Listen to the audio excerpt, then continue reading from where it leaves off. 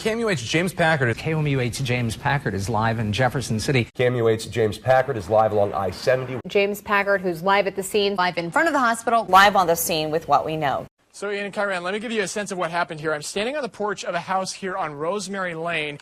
About this time yesterday evening, this down here was a couch. As you can see, it is that no longer. It is now the charred remains of a couch. About 3 a.m. this morning, this thing lit on fire. It was backed up against this wall, and this wall also went up in flames, went upstairs, pretty well gutted a kitchen over my head. And as you can imagine, it was a scary thing for the 4 guys who were in this house. They all got out okay. James, has he or anyone from the governor's office answered any of your questions today? Yes, Jim. In fact, I just got a text from the governor's press secretary, and I just want to read it to you. It says, quote, "We put out a call for a special session to protect lives and the health and safety of Missourians, and this is the response from these politicians. They're angry that the governor is shaking up Jefferson City and won't accept their excuses for failure any longer. Temper tantrums from career politicians don't bother us. It's just more evidence that Governor Greitens is an outsider who is doing what he said he would do, taking on politicians in both parties to get results. When career politicians are whining, Missourians are winning." Again, that's a text I just got from the governor's press secretary. A reminder, the concern here is that the governor has participated in what's called pay to play. Pretty self-explanatory, but essentially, I give you money, you do something in exchange for me. I've asked some of the senators I've talked to today if there is concern, if there is evidence, incriminating evidence against the governor here, and what they've told me is essentially that's what this investigation is going to be for, to figure that out. I'm going to step out of the frame and give you a better idea of what's going on here. If we zoom in on that window there, you can see a couple of bullet holes in the glass where apparently a couple of bullets went through the window.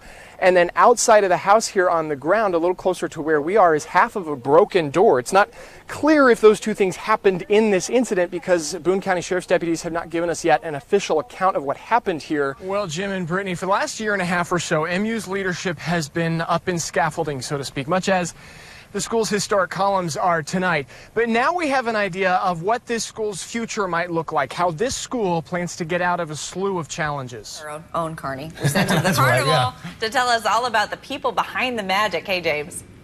James Carney. Thanks, guys. I feel a little bit like that, actually. We've been out here all morning, and things are starting to lighten up. We're seeing a little more activity. Things are going to get really going here about 4 o'clock when this carnival opens up. But the really interesting thing about this carnival is the folks who run it. It's their family business. They've been doing this for 3 generations, and this is your chance to meet them. Yeah, Jordan and Britt, the highlight of tonight, you just said it, this funding that's now been approved for a brand new high school here in Jefferson City.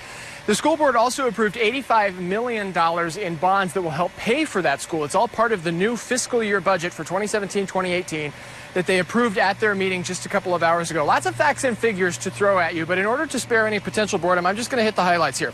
KOMU8's James Packard has been investigating that accused shooter's criminal past and is here in the studio to explain what he found out. This isn't the first story we've done on this. When this shooting initially happened late last month, we did an initial story about friends being concerned about this man who they said shot their friend. And since then, we've heard from several people who have also been concerned about this alleged shooter's storied criminal past. We've spoken to some people who accuse Ricky Gurley of stalking, threats, abuse. And during the past few weeks, we've collected the court documents to back that up. Gurley served 4 months in North Carolina for felonious restraint, among other charges. Police are still investigating this, so the information that they're able to give us right now is very limited. But of course, we will stay on this and bring you all the latest information as we get it. For now, reporting live in Jefferson City, James Packard, KOMU 8 News.